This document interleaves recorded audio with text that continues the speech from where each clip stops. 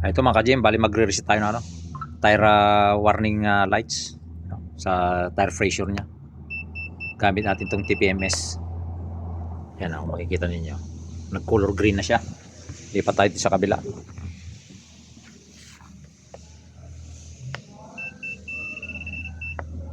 Yan.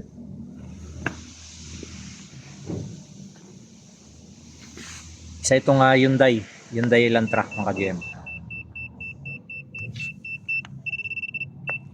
So yan, okay na siya. Na-recognize na niya lahat yung ano. Kasi inuna natin dito sa front left.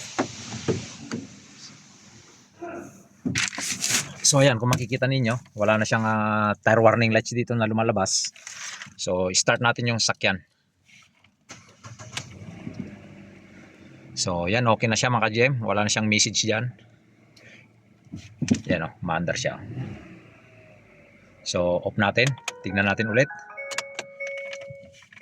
So ayun, yung tire warning lights. Ngayon, start natin. Yun, nawala na siya. So okay na po. At like and share po yung ating mga videos para magkaroon din ng idea yung iba. Maraming salamat po.